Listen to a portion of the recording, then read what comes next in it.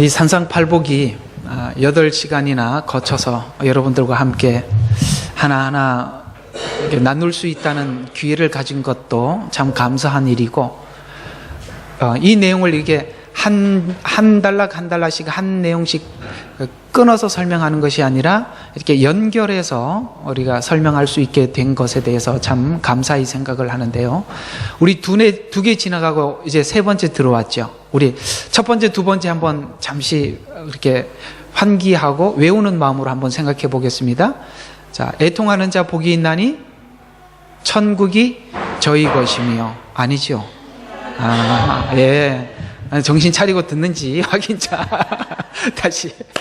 심령이 가난한 자는 복이 있나니 천국이 저희 것이며. 두 번째, 애통하는 자 복이 있나니 저희가 위로를 받을 것이며. 여기서 사실은 한 단락이 끊어지는 겁니다.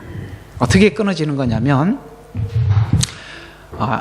심령이 가난한 자가 복이 있나니 천국이 저희 것인데, 천국이 나의 것이 되기 위해서 어떻게 해야 되냐면 내 죄에 대해서 애통하는 마음이 있어야 합니다. 그 애통함이 회개를 만들게 되지요. 그 회개 속에 하나님의 은혜가, 하나님의 자비가 우리에게 위로를 주시죠. 그래서 뭘 하게 되냐면 하나님을 만나게 되지요. 하나님을 만나니까 하나님의 성품이 내게 이렇게 하나가 되게 되죠. 그 하나님의 성품 안에 뭐가 있죠? 온유함이 있죠. 오늘 바로 그 이야기죠. 내가 예수를 만났더니 주님의 뭐가 보이더라? 온유함이 있더라. 그 다음에 또 뭐가 나오죠? 온유한 자 복이 있나니 땅을 기업으로 받을 것이며, 그 다음에 의에 줄이고 목마른 자. 여러분, 의에 줄이고 목말라 본 적이 있다 없다? 우리 인간은 원래 없어요. 예수 만나기 전에는 의에 줄이고 목마르지 않습니다. 의에 줄이고 목마르기보다는 악착같이 살 생각을 하지. 누가? 의롭게 살고 하나님이 원하는 의로운 삶을 살아보겠다고 마음에 결단을 하고, 또 그 의에 대해서 우리가 목말라 해본 적은 우리가 예수님 알기 전에는 없던 일이죠. 그런데 드디어 내 속에 의에 줄이고 목마른 마음이 생기기 시작한 거예요. 그 다음에 긍휼히 여길. 이 긍휼이 누가 가진 성품이에요? 바로 하나님이 가진 성품. 화평케 하는 자. 주님이 우리를 화평케 했죠. 그 화평을 위해서 살게 되죠. 화평을 위해서 살다 보니까 어떤 일도 벌어지는 거예요? 의를 위해서 핍박을 받기도 하는 것입니다. 이렇게 된 모든 과정들이 지금부터 하나님의 성품을 닮은 자로서 가진 이 온유함에 대해서 오늘은 이제는 성품적인 부분에 대해서 이제 설명을 하게 됩니다. 여러분, 우리가 구원을 받았다는 것은 주님을 만났다는 것이고, 주님을 만났다는 것은 그분의 성품이 내 안에 이렇게 함께 들어올 수밖에 없는 사람이 된 거죠. 그 성품 중에 가장 먼저 두드러지게 나타나는 성품이 온유한 성품입니다. 여러분, 온유한 사람 그립지요? 보고 싶지요? 만나고 싶지요? 가까이 가고 싶지요? 함께 여행도 떠나고 싶지요? 우리는 어쩌면 우리 마음에 이렇게 너그럽고 온유한 사람을 많이 찾고 기대하고 있을 뿐만 아니라 세상에 있는 모든 사람들도 이런 온유한 성품을 가지고 있는 사람을 우리가 만나고 싶어 합니다. 오늘 여기 보면 온유한 사람이 땅을 기업으로 받는다 이렇게 말씀하고 있는데, 이 말은 온유와 땅을 기업으로 받는 것이 무슨 관계가 있나 이런 생각을 우리가 금방 할 수 있겠지만 바로 이런 이야기입니다. 여러분, 온유한 사람은 적이 없어요. 온유한 사람의 대표자가 누구예요? 바로 이삭. 물론 예수님이기도 한데 이삭이 땅을 차지하지 않습니까? 그는 우물을 팔 때마다 그 지역에 있는 사람들이 그 우물을 빼앗아갔지만 그는 그들과 싸우지 않습니다. 그래서 이삭은 유일하게 일평생 살면서 평화주의자로 살게 되었고, 누구하고 전쟁을 해본 적이 없습니다. 여러분들도 사람하고 전쟁하지 않고 살고 싶지 않습니까? 전쟁은 두 가지 속에서 나타나죠. 전쟁은 내가 상대방에게 전쟁을 하기 시작하든지 아니면 상대방이 내게 전쟁을 하러 들어오든지 그렇게 전쟁이 시작되는 거 아닙니까? 그런데 내가 상대방에게 전쟁을 걸고 들어가지 않으면 전쟁이 안 일어나죠.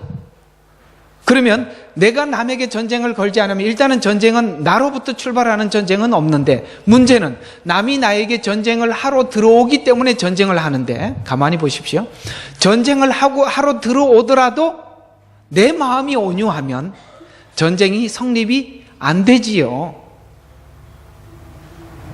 바로 이런 부분 오늘 도대체 여러분들도 마음에 하나님의 성품을 닮아가기를 소망하고 계실 것이고 또 하나님의 성품 중에 그 온유한 성품을 담고 싶은 마음이 여러분에게도 있는 줄 압니다. 그렇다면 그 마음이 어떻게 우리 마음속에 담아질까 궁금하지 않습니까? 자, 이 부분에 대해서 오늘 이 온유에 대해서 우리가 한번 생각해 보도록 하겠습니다. 먼저 성경이 이 기록되기 되는 이 당시에 특히 로마가 강대국이었고 그들은 많은 나라들을 점령해서 식민지로 삼아서 로마 안에는 로마 시민보다 노예가 훨씬 많이 있었습니다. 그런데 노예들은 온유할 수밖에 없지요. 왜 온유하죠? 원래 성품이 바뀐 온유함이 아니라 온유하게 살면 안 되니까 온유한 거죠. 그런 온유와 다르다는 겁니다. 지금 이스라엘 백성들은 로마로부터 지배를 받고 있는 중입니다. 그들은 온유할 수밖에 없어요. 왜 온유할 수밖에 없죠? 억압되어 있기 때문입니다. 그러나 성경이 말하고 있는 이 온유는 내가 능력이 없고 힘이 없고 그래서 어쩔 수 없이 온유한 성품을 말하고 있지 않습니다. 이 성경에서 말하고 있는 이 온유는 내 마음속에 악의, 분노, 그 다음에 악하고 나쁜 심령에서 벗어나 있는 상태를 온유라 이렇게 표현하고 있는 것입니다. 자, 그러면 이 온유한 마음은 어디서 얻어지는 것인가? 우리가 여기서 한번 보도록 하겠습니다. 수고하고 무거운 짐을 지고 있다는 것은 있다는 것을 아는 자는 쉼을 찾고 그 쉼은 예수님 안에 있음을 발견하는 것인데 마태복음 11장 29절과 30절을 보면 수고하고 무거운 짐진 자들아 다 내게로 오라 그리하면 내가 너희에게 쉼을 주리라. 나는 마음이 첫 번째 이렇게 표현하죠. 온유하고 겸손하니 나의 멍에를 메고 나에게서 배우라. 그리하면 너희가 너희 혼의 쉼을 얻으리라. 여기 보면 예수님의 성품이 두 가지를 말씀하고 있는데 하나는 온유한 성품, 겸손한 성품. 그런데 온유하고 겸손한 성품을 갖고 싶은데 주님 앞에 배워서 그 성품을 가지라라고 이야기합니다. 그러면 한번 봅시다. 여러분 지금까지 주님을 배웠어요? 안 배웠어요? 많이 배우셨죠? 근데 배웠는데 온유한 성품이 주님의 그 온유한 성품이 여러분에게 닮아져 있나요? 이상하죠? 배웠는데 왜 안 되죠? 오늘 여기 보니까 배우어라 그리하면 쉼을 얻겠다고 하잖아요. 그러면 이 쉼은 이렇게 되는 거죠. 이 쉼이라는 것은 주님의 온유한 성품과 겸손한 마음을 가지면 우리가 쉼을 얻는다는 거예요. 안 어려워야 할 텐데요.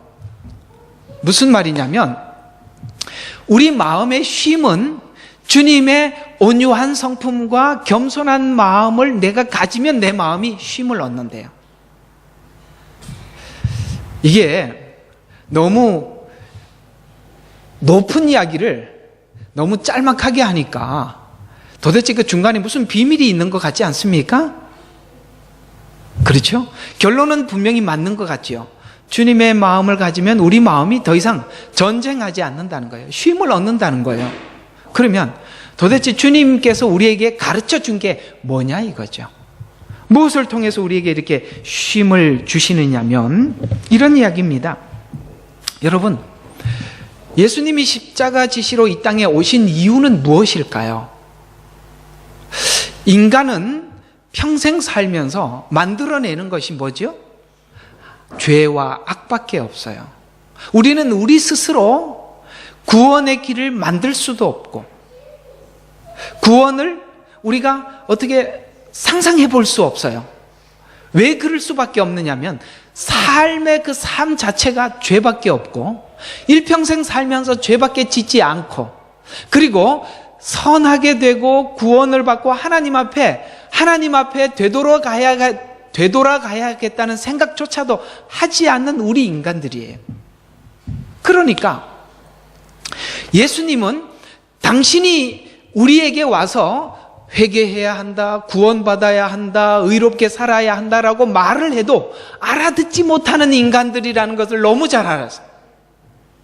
그래서 주님은 이 땅에 오셔서 우리에게 설명하지 않고, 아무도 왜 십자가를 지고 죽어야만 했는지 아무도 몰랐지만, 주님은 인간이 인간이 그 정도밖에 되지 않는다는 것을 주님이 아시기 때문에 그렇게 할 수밖에 없었던 것이에요. 바로 이런 마음을 우리가 함께 주님이 가진 마음을 우리가 가질 때 우리 마음은 더 이상 사람과 부딪히지 않고 쉼을 얻는 거예요. 이게 무슨 뜻이냐면, 인생이 무엇인지, 인간이 누구인지를 알고 내가 그에게 설득을 하고 가르치고 교훈을 해도 안 된다는 걸 알 때 우리 마음이 뭐가 되죠? 야, 제가 말을 해도 못 알아듣는다. 내가 희생할 수밖에 없다. 주님이 십자가에서 희생하듯이 희생할 수밖에 없다라고 내 마음의 결정을 내릴 때 내 마음은 이제 더 이상 힘들지 않죠. 여러분, 우리 젊은 청년들을 보면, 어떤 청년들은 여기 여러분들이 설교를 듣는 여러분들의 표정을 보면, 어떤 사람은 열심히 잘 듣는 사람도 있고, 어떤 사람은 이렇게 설명을 하면 잘 무슨 이야기인지 잘 모르겠다 하고 이해를 못하고 아예 안 들으려고 하시는 분들도 계시는데, 대체적으로 연령대가 한 30대가 넘어서 30대 중반쯤 넘으면 제 설교에 많이 귀를 기울이는 걸 제가 봅니다. 그게 왜 그러냐면 여러분, 우리가 살다가 보면 어떤 것에 대한 무엇을 이겨보려고 막 애를 써본 적이 많이 있을 거예요. 어떤 걸 이겨보려고. 결혼을 하면은 서로가 이겨보려고 애를 쓰잖아요. 이러니까 벌써 청년들은 아무 반응이 없는 거예요. 다시 한번 잘 봐요. 이렇게 결혼을 하면 서로 이겨보려고 애를 쓰잖아요. 또 아이를 낳아서 키우면서 교육을 시켜보다 보면 내가 말로 교육을 해서 아이를 꺾어보려고 애를 쓰잖아요. 그런데 한번 물어봅시다. 서로 부부가 이겨보려고 싸운 싸움에 지금 결말이 났어요? 이기셨습니까? 못 이기셨죠. 지금 전쟁 중이신가요? 또 하나, 아이들을 키워보면 그게 바르지 않게 자라는 걸 보고 우리가 바르게 자라기 위해서 교육을 하는데 교육이 잘 됩니까? 그러니까 무슨 이야기냐면, 내가 이겨보려고 하던 모든 시도들에 대해서 나는 항복하지요. 그러면 무슨 생각이 들어요? 말을 해도 모르고 교육을 해도 모른다. 이것이 나중에 뭘 만들어내느냐면, 그래, 모르는 거 내가 말을 한들 알겠나. 그 다음에 뭘 생각하게 되면, 저가 바르게 교육되기 위해서 내가 어떻게 희생을 해야 하나라고 우리가 희생을 생각하게 되죠. 전에는 희생하기 싫어서 뭘만 하려고 그랬죠? 매를 들고 싸우고 이랬죠. 그런데 그것이 소용없다는 걸 알면서 뭘 느끼게 되냐면, 안 되는 거구나. 그 다음에 뭘 하게 되죠? 내가 희생을 해서라도 이 일을 해야 되겠다 라고 생각을 하게 되죠. 그때 우리 마음이, 성경이 말하는 바로 이 부분이 온유예요. 이걸 어디서 배웠냐면 하나님께 배운 거예요. 하나님은 인간이 말을 해도 못 알아들어요. 죄인이라고 얘기해도 아무도 인지하지 못해요. 그리고 내가 죽어서 너희들을 구원할 수 있다라고 이렇게 십자가 설명을 해도 아무도 몰라요. 그래서 주님은 홀로 죽으신 거예요. 죽으시고 난 이후에 성령이 오셔서 깨우쳐 주시는 바람에 우리가 알게 된 거예요. 그리고 우리에게 그 삶을 요구하시는 거예요. 얘들아, 싸워서 될 일은 없단다. 싸워서 될 일은 없단다. 네가 희생해서 될 일밖에 없단다. 그래서 뒤에 5장 뒤에 너희는 세상의 빛이란다. 너희는 세상의 소금이란다. 이렇게 말씀하요. 그게 다 희생을 말씀하고 있는 거죠. 이거 어디서 배운 거예요? 주님이 그거 안 했더라면 우리는 아직도 악착같이 싸우고 있을 거예요. 근데 주님이 그렇게 우리를 구원하신 바람에 알겠습니다. 제가 오죽 못 알아들었을만 했으면 주님은 내가 하나님 나를 구원해 주십시오라고 요청하기 전에 그 십자가에서 죽으셔서 그 일을 완성하시고 내게 들려주셨겠습니까? 라고 우리가 하나님 앞에 고백하게 되죠. 우리가 이미 죄인 되었을 때 주님은 나를 위해서 십자가에 죽으시고 우리를 위한 사랑을 확증해 놓고 찾아와서 얘야 내가 너를 이렇게 사랑했단다라고 우리에게 말씀하셔 주시는 바람에 우리가 알게 된 거죠. 희생 먼저라는 거예요. 이걸 알 때 우리는 온유해지는 거예요. 더 이상 전쟁하지 않아요. 남편과 싸우지 않습니다. 아내와 더 이상 전쟁하지 않습니다. 자녀들과 더 이상 전쟁하지 않습니다. 마음의 모든 것에 대해서 내려놓은 상태예요. 내게 배우라. 할렐루야. 바로 오늘 이 말씀이에요. 여러분, 주님을 만나면 그분의 그 성품의 온유함에 우리는 녹아날 수밖에 없고 무릎을 꿇을 수밖에 없다는 사실 기억하시기를 바랍니다. 그래서 예수님께 배우고 구원받은 자들은 성경에 이 로마서 15장 1절에는 강한 자라 이렇게 표현을 하고 있어요. 그래서 강한 자라는 말은 넉넉하다는 이야기지 세다 이런 얘기가 아닙니다. 구원을 받은 넉넉함을 누리는 자에게 이렇게 요구하고 있습니다. 우리 강한 자들이 마땅히 연약한 자들의 약점을 담당하고 우리 자신을 기쁘게 하지 말아야 할 것이라. 아멘이시죠? 여러분, 우리 자신을 기쁘게 하기 위해서 지금까지 싸운 거 아닙니까? 내 자신을 기쁘게 하기 위해서 싸운 거 아닙니까? 여러분의 기도 제목들도 한번 생각해 보십시오. 여러분이 하나님 앞에 희생하기 위해서 기도하는 내용보다는 내가 편하기 위해서 하나님 앞에 기도한 게 너무 많잖아요. 하나님, 더 이상 저 사람이 나를 괴롭히지 않게 해주시고 하나님께서 저 사람에게 개입하셔서 제발 좀 바꾸어 주세요. 이렇게 변화시켜 주세요. 이렇게 기도한 거, 그게 다 누구를 위해서 기도한 거예요? 나의 안위와 나의 편함을 위해서 기도한 것이지 내가 그를 위해서 희생해야 할 것이 무엇입니까? 라고 하나님 앞에 기도한 적은 별로 없지 않습니까? 이제는 우리는 넉넉한 사람이 되었어요. 왜요? 위로를 받은 자들이에요. 하나님께 위로를 받은 자들이에요. 하나님으로부터 그 넉넉함을 가진 자들이에요. 그래서 오늘 이렇게 넉넉함을 가지고 있는 우리들에게 요구하는 것이 너희들의 그 넉넉함이 약한 자들에게 뭐가 도움이 되주라는 거예요. 근데 왜 이렇게 안 넉넉하지요? 왜 우리 마음속에 안 넉넉하냐면 하나님을 나의 편한 도구로만 쓰기 때문에 그래요. 하나님 내 편하기 위해서 돈 많이 벌게 해주시고 하나님 내 편하기 위해서 내가 지금 나를 힘들게 하는 저 사람 바꾸어 주시고 이렇게 하다 보니까 하나님은 전부 다 나를 위해서 존재해달라고. 그러니까 우리는 넉넉하지 못해요. 남들에게 찾아갈 때, 남들을 만날 때, 남들을 대할 때 우리는 늘 내 요구를 가지고 상대방에게 찾아가기 때문에 나는 넉넉함이 없어요. 그러나 복음이 그렇습니까? 그렇지 않잖아요. 우리를 얼마나 넉넉하게 하고 우리를 얼마나 자유롭게 합니까? 이 넉넉함이 다른 사람들에게 뭐가 되주라고요? 그 연약함을 담당해 주는 것이 되라 말이죠. 그래서 우리가 가지고 있는 어떤 그 넉넉함들이 다른 사람들의 약함을, 다른 사람들의 부족함을 들추어내는 그런 악함이 되어서는 안 됩니다.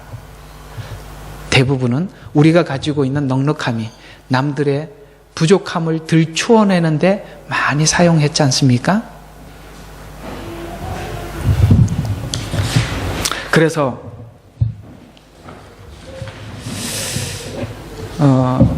예수님의 넉넉함은 이렇게 나타나고 있습니다.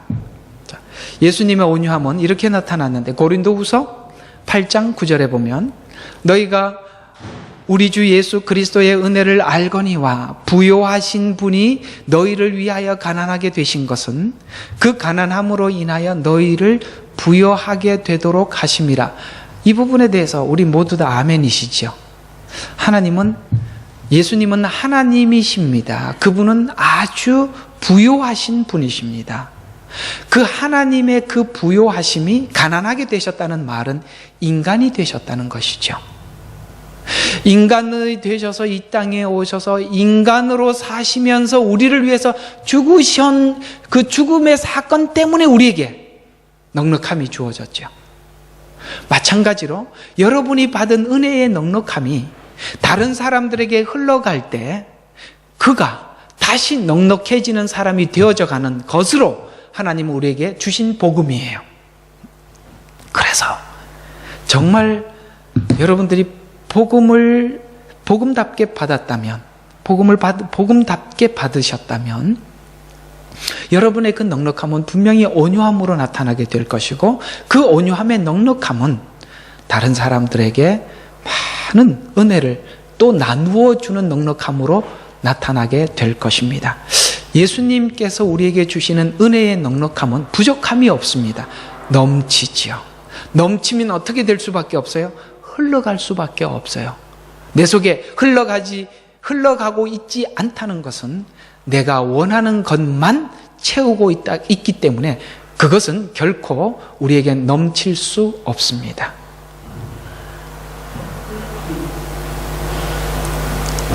그래서 성경에 보면 온유한 자, 그러면 누가 생각이 납니까? 성경에 이런 말씀이 있죠. 누가 온유함이 지면 위에 승하였더라. 누구였죠? 모세죠. 그래서 모세는 도대체 왜 그렇게 온유한 성품을 가지게 되었을까? 이제는 실제적인 사람 중 하나인 모세가 도대체 어떻게 해서 온유한 사람이 되었을까 궁금하시잖아요. 그렇죠? 그래서 우리가 한번 도대체 모세는 왜 이렇게 온유한 성품을 갖게 되었을까 한번 살펴보게 되면, 이 모세의 온유함에 대해서 민수기 12장 1절과 3절에 이렇게 말씀하고 있습니다. 미리암과 아론이 모세가 혼인한 이디오피아 여인을 인하여 모세를 뭐 했어요? 비방. 이 단어를 기억하십시오. 비방했습니다. 여러분, 비방하면 온유해져요? 상대방이 나를 비방하면 온유한 마음이 내 속에 있습니까? 아니면 다른 마음이 생겨요? 아니, 비방하고 있는데 어떻게 온유할 수 있겠어요? 근데 비방을 했어요? 그러면서 뭐라고 비방하는지 한번 봐봐요. 하였으니 이는 그가 이디오피아 여인과 혼인하였음이라. 그러면서 그들이 말하기를 이렇게 말합니다. 주께서 참으로 모세를 통해서만 말씀하시냐 하니 주께서 그것을 들으셨더라. 어떻게 비방을 했어요? 네가 어떻게 이디오피아 여인하고 결혼할 수가 있냐, 혼인할 수가 있냐. 그러면서 그 모세를 비방한 근거를 이렇게 잡고 있죠. 하나님께서는 당신에게, 모세에게만 말하는 것이 아니라 우리에게도 말한다라고 비방을 하였다라는 거예요. 어쨌든 오늘 중요한 이야기는 이 비방이라는 단어예요. 그러나 모세는 매우 온유하여 지면 위의 모든 사람보다 더 온유하더라. 여러분, 이게 좀 무슨 이야기예요? 앞에는 그 미리암이 모세를 비방했던 이야기를 했는데, 모세가 그 비방한 이야기에 대해서 대꾸했다라고 표현하지 않고 다른 엉뚱한 이야기를 하죠. 온유함이 지면 위에 승하였더라. 이 말에서 뭘 찾아볼 수가 있어요? 비방을 하고 또 비방을 한 것 중에서 하나님께서 당신에게만 말하냐, 우리에게도 말한다. 이 말은요, 지금 모세에게 정면적으로 도전하는 이야기죠. 비방을 했다는 것 또 하나는, 여러분, 항상 성경은 하나님은 모세를 통해서 말씀하셨죠. 그 당시에 다른 사람에게 말한 적이 없습니다. 그렇지만 지금 무엇까지 그가 설교하는, 하나님께서 그에게 주신 고유한 이 강대권이라고 말하죠. 하나님 당신에게만 말하냐, 우리에게도 말한다라는 이런 말로 인해서 모세가 가지고 있는 하나님께서 그에게 준 위치까지도 도전에 들어오지요. 그러나 오늘 이 모세가 그들에게 대항하지 않고 성경이 말하기를 온유함이 지면 위에 승하였더라는 말로 그 비방과 대적에 대해서 모세는 온유함으로 대했다, 이런 말을 뒤에서 표현하고 있는 거거든요. 이해가 가는 표정인지 안 가는 표정인지 잘 모르겠습니다만, 여러분, 상대방이 이렇게 치고 들어올 때 우리 마음이 온유한 마음으로 들어가면 오늘 이들과 적대적인 관계 속에서 이렇게 서로 싸우지 않을 거 아닙니까? 그렇죠? 그때 그 모세는 바로 어떤 마음을 갖기 시작했어요? 온유한 마음을 갖짐으로 인해서 이 상황에서 서로 부딪히는 것이 없었다는 거죠. 그런데 야, 그 참 모세 참 온유하다. 이 정도가 되면이라는 말은, 여러분들은 이 자리, 이 위치에 와 있지 않아서 모르겠지만 지금 현재 이스라엘 백성들 300만 명을 이끌고 가고 있는 지도자 아닙니까? 그런데 그 면전에서 이렇게 했을 때 모세는 도대체 뭐가 되겠어요? 그런데 모세는 거기에서 대뜸 대항하지 않고 바로 뭘로 대했어요? 온유함으로 대했다는 거죠. 근데 여러분, 이 모세의 이 온유한 성품을 여러분들도 담고 싶지 않으세요? 근데 도대체 모세는 왜 이렇게 온유하게 된 거죠? 원래는 모세는 온유한 사람이 아니었죠. 어떻게 온유하지 않았죠? 그는 살인한 자였습니다. 어떻게 살인을 했냐면 정말 분노하고 격분해서 그걸 어떤 법대로 처리한 것이 아니라 그 자리에서 사람을 쳐 죽여버렸잖아요. 이럴 만큼 급한 성격의 소유자였고 참지 못하는 사람이었지만 그는 긴 세월, 광야 생활 40년, 이스라엘 백성들을 겪어가면서 그는 온유한 성품을 갖게 됐는데, 이 온유한 성품을 갖게 된 내용이 성경에 이렇게 기도에 나타나 있습니다. 도대체 이 모세의 기도를 통해서 시편 90편이 모세의 기도인데 여기에 왜 모세가 온유하게 되었는지 한번 살펴보도록 하겠습니다. 주께서는 모든 세대에서 우리의 거처가 되셨나이다. 산들이 생기기 전, 땅과 세상을 조성하기도 전, 곧 영원부터 영원까지 주는 하나님이다. 자, 보십시오. 모세가 누구를 알아요? 정확히 누구를 알고 있습니까? 하나님에 대해서는 정확히 알고 있습니다. 그분은 영원하신 분이시다. 모세가 알고 있는 신관입니다. 하나님에 대한 의식이에요. 그리고 주께서 사람을 멸망으로 돌려놓으시며 말씀하시기를 너는 사람의 자손들아, 너희 사람의 자손들아 돌이키라. 무슨 말이냐면 사람의 자손들아 돌이키라라는 말은 아담의 후손들아 돌이키라. 어떤 사람이라는가? 인간의 죄가 무엇인지 안다는 거예요. 그래서 두 번째 뭘 알아요? 첫 번째 하나님이 누군 줄 알고, 인간이 죄밖에 지을 줄 모르는 죄인이라는 걸 알고, 또 뭐예요? 푸른 아침에 피어나 자라다가 저녁에 꺾이고 마르나니 우리가 주의 성내심으로 소멸되며, 무슨 말이냐면 심판이 무엇인지, 인간은 하나님 앞에 심판받을 것밖에 없는 존재라는 거. 그래서 우리의 은밀한 죄를 주의 얼굴빛 가운데 두셨으니 우리의 모든 날에 주의 진노 가운데 지나가면 우리의 연수가 한갓 지나가는, 뭐예요? 우리 인간이 지나가는 인생인데 길면 몇 년이에요? 그 연수가 이다. 우리의 연수가 70이요 강건하면 80이며 또 그 연수의 힘은 수고와 슬픔이니 이것이 곧 끊어지면 우리가 멀리 날아가나이다. 무슨 말이냐면 모세가 지금 그가 40년 왕궁 생활, 40년 광야 생활, 거의 이제 40년 막바지에 이르는 이스라엘 백성들을 겪고 120년 인생을 산 결과 도대체 하나님이 누군지, 인간이 누군지, 인간이 뭐밖에 태어나서 죄만 짓고 악만 쓰다가 아무리 말을 해고 설명을 해도, 여러분 아시다시피 애굽에서 나온 그 1세대들이 다 광야에서 하나님 앞에 죽을 수밖에 없는, 그렇게 설명을 하고 말을 하고 고치라고 율법을 정하고 뭐죠? 그렇게 애를 써도 인간 안 바뀌더라. 여기서 아멘을 좀 하시죠. 왜냐하면 여러분하고 똑같잖아요. 그걸 다 겪고 나니까 뭐가 보여요?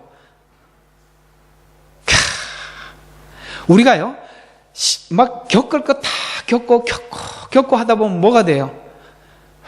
이렇게 힘이 빠지죠. 그래서 뭐밖에 남지 않아요? 참 아니까 더 이상 할 게 있어요, 없어요? 없어요. 어떻게 할 수밖에? 하나님이 바꿀 수밖에 없다니까. 그래서 하나님이 바꾸셔야 되는데 내가 할 일이 뭔가? 그에게 내가 그를 위해서 좀 더 하나님을 찾도록 소금이 되어주고 빛이 되어주자. 이렇게 된 상태를 오늘 성경이 말하는 온유라 이렇게 표현하는 거예요. 여러분 있잖아요. 온유한 성품은요, 하나님을 알고 인생이 무엇인 줄 알고 내가 무엇인 줄 알고 마지막 인간이 쌓아가는 것은 하나님 앞에 심판밖에 없다는 것을 알 때 우리는 한풀 꺾인 마음으로, 주님의 마음으로, 그 온유함으로 상대를 대하는 사람이 되는 거예요. 여러분, 제가 여러분들 중에 가만히 보면 강한 분들도 꽤 많으신데 하나님께서 오랫동안 작업하셔서 그나마 그 정도 되셨는데 10년 전, 20년 전 여러분의 모습을 상상해 보면 보통 내기들이 아닌데,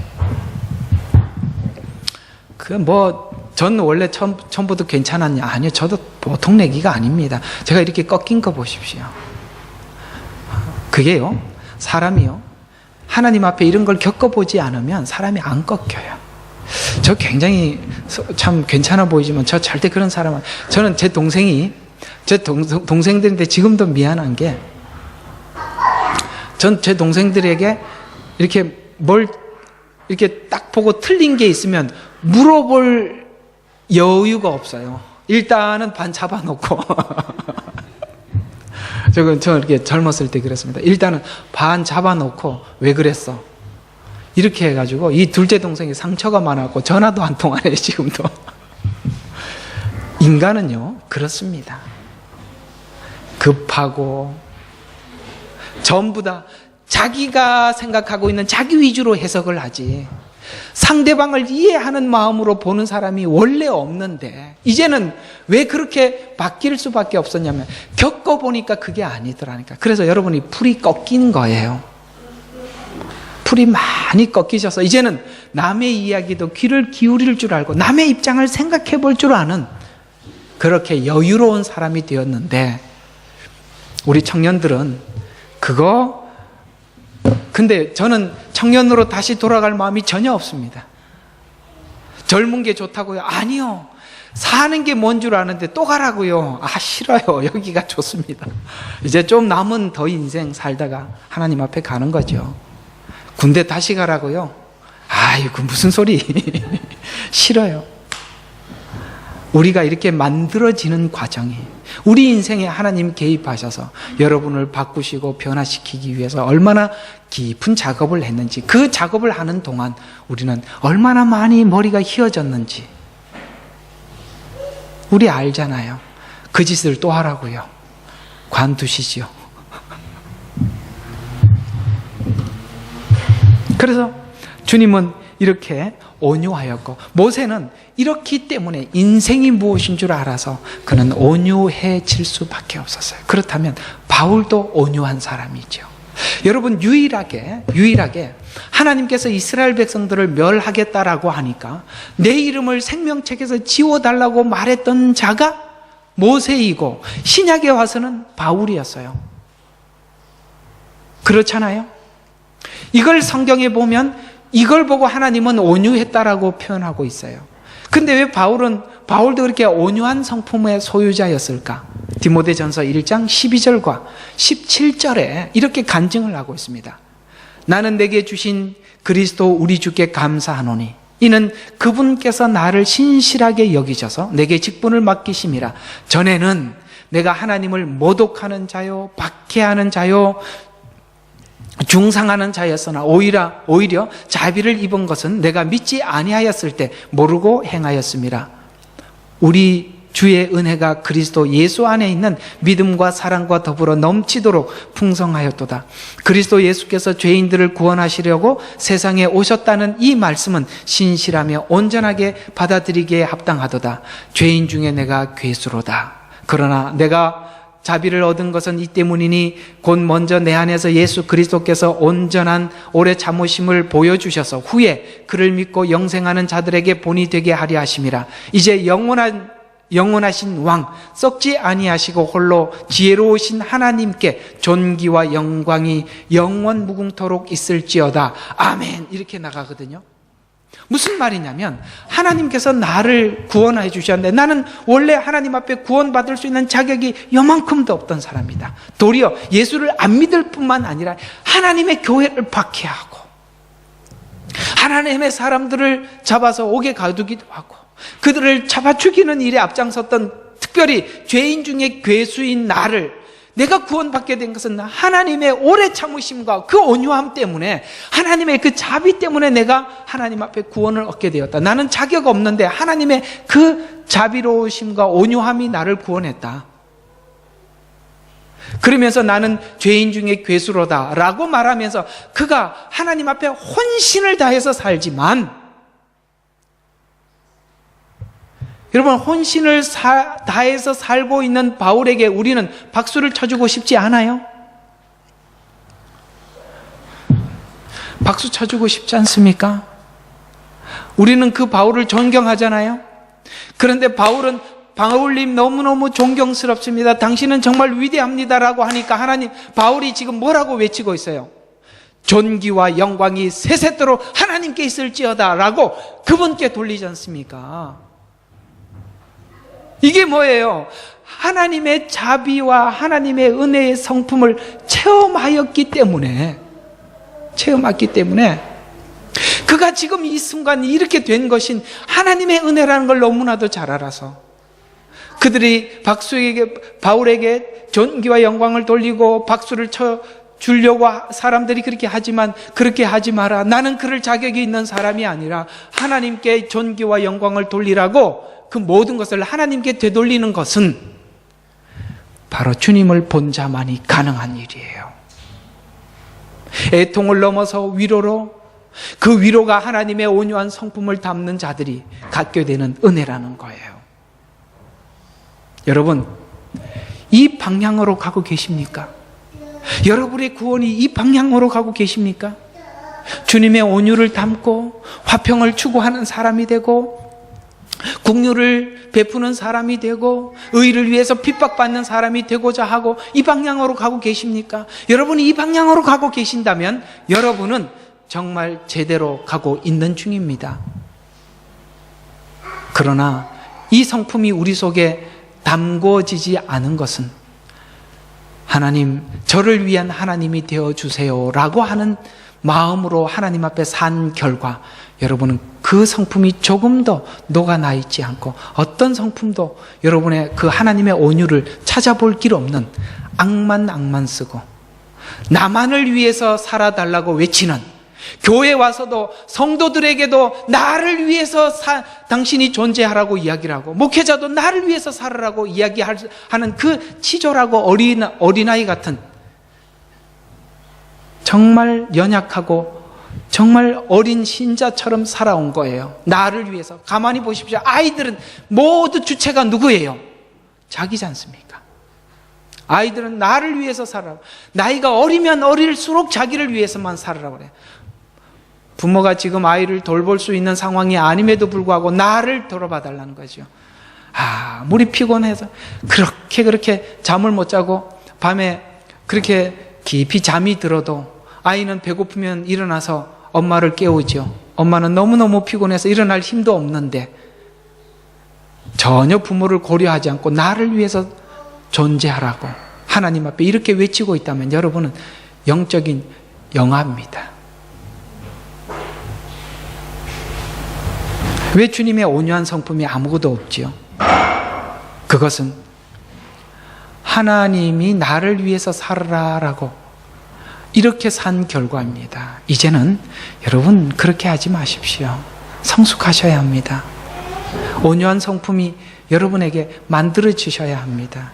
이제는 여러분은 자신을 비우고 주님을 따르십시오. 이제는 그것이 여러분들에게 말로 설명을 해서 지금까지 못 알아들었기 때문에 하나님은 어쩌면 여러분의 성격이 강한 만큼 험한 인생을 살아왔을 수도 있습니다. 여러분 있잖아요. 성격이 강한 사람이 꺾어지려면 어쩔 수 없이 강하게 밀어넣어야 꺾어지지 않습니까? 야곱이 꺾어지는 소리는 굉장히 크지 않습니까? 이삭은요, 참 쉽게 꺾어지지요.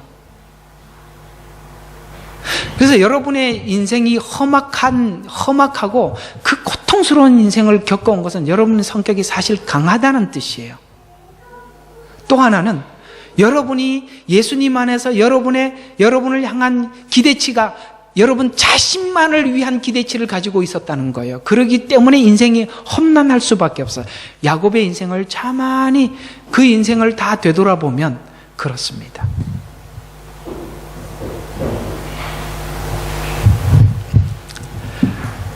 제가 여러분들을 만들 수는 없습니다. 제가 뭘 하겠습니까?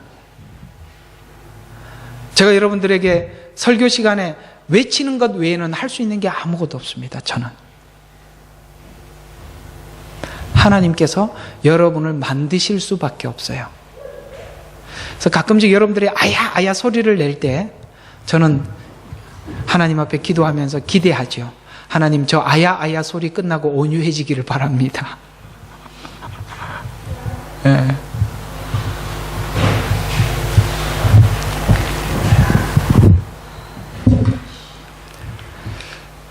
오늘 이야기들은 이렇게 짧게 끝날 줄 알았습니다. 오늘 정리를 해보겠습니다. 이 웬일인가 생각이 들겠지만 한번 좀 정리를 한번 해볼게요. 여러분 있잖아요. 인간이, 그러니까 인생이 무엇인 줄, 그 다음에 내가 누구인 줄 하나님 앞에서 알게 될 때, 다시 인생이 무엇인지, 내가 누구인지 하나님 앞에서 알게 될 때 우리는 우리 자신에 대해서 발견하게 되고, 그리고 나를 알면 다른 사람이 누구인 줄 알게 되죠. 무슨 말이냐면, 여러분은 여러분이 지금까지 고집해왔던 것을 쉽게 꺾지 않았습니다. 꺾인 것 같은데 보면 어느 한계치에 딱 가면은 다시 나타나죠. 그래서 가끔씩 보면 나는 내 자신이 변화되었다라고 생각을 하는데 아니라는 것을 하나님이 가끔씩 재확인을 시켜주는 바람에, 왜 어떤 한계치에 가면 옛날에 가지고 있었던 그 악한 성품이 왜 들통이 나느냐면, 잘 들어봐요. 그걸 여러분들은 예수님 안에서 바꾼 게 아니라 억눌러 놨기 때문에 한계치에 도달했을 때 그 한계를 견디지 못하고 튀어나온 거예요.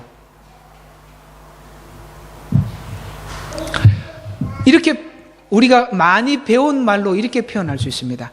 그건 여러분들이 율법적으로 여러분 자신을 억누르고 있을 뿐이지 변화된 것은 아니에요. 진정한 변화는 주님과의 인격적인 깊은 만남 안에서 변화되었을 때만이 그것이 두 번 다시 성품 가운데 나타나지 않습니다. 마치 누구처럼요. 아까 누가 어떻게 했죠? 지금 이 모세는 과거의 성품과 그 온유함을 비교해 봤을 때 정반대의 성품이 나타나죠. 베드로, 요한, 야고보는 별명이 뭐였어요? 우레의 아들이었죠. 그들은 참 성격이 급한 사람들이에요. 그러나 야고보는 별명이 뭐였어요? 낙타 무릎이었습니다. 그는 끊임없이 하나님 앞에 기도하는, 요한은요 사랑의 사도가 되었습니다. 베드로 정말 주를 위해서 모든 것을 견디고 참을 줄 아는, 그게 다 뭐지요? 우리가 성품이 어떤 성품을 가지고 과거에 가지고 있었던지 간에 예수 안에서 예수님 주시는 성품으로 바뀌어질 때는 그것이 훗날 불쑥 나타나지 않아요. 정말 변화된 채로 나타나게 되어 있습니다. 이걸 어떤 사람들은 그렇지 않다라고 이야기를 하지만 저는 이렇게 설명합니다. 방금 설명하는 것처럼. 정말 예수님과 인격적인 만남이 이루어졌다면 여러분은 여러분 마음속에 하나님의 온유함이, 하나님의 긍휼하심이, 하나님의 그 화평하심이, 이런 성품들이 여러분에게 예수 안에서 변화된 대로 나타나게 될 것입니다. 그래서 여러분은 좀 더 복음 앞에 서기를 바라고 그 십자가의 은혜 앞에 온전히 세워지기를 주의 이름으로 축원합니다. 기도하겠습니다.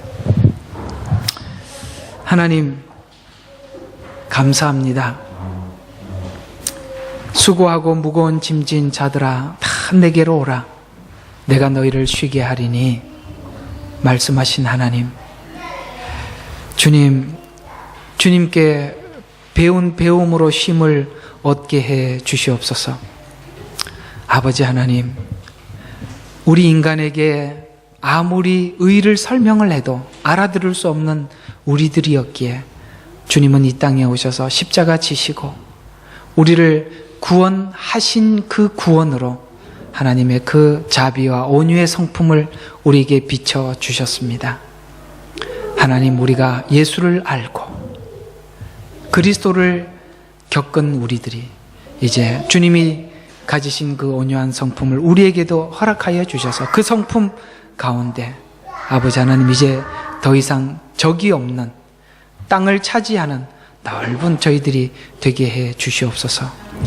이제는 우리 주 예수 그리스도의 은혜와 하나님 아버지의 크신 사랑과 성령님의 내주교통 충만 역사하심이 오늘도 주의 말씀을 듣고 주의 그 온유한 성품을 담기를 소망하는 사랑하는 주생명 선교교회 성도들 가정과 직장과 저들의 기도 제목과 세워진 하나님의 몸된 선교지 위에 이 시간으로부터 영원토록 함께 할지어다. 아멘.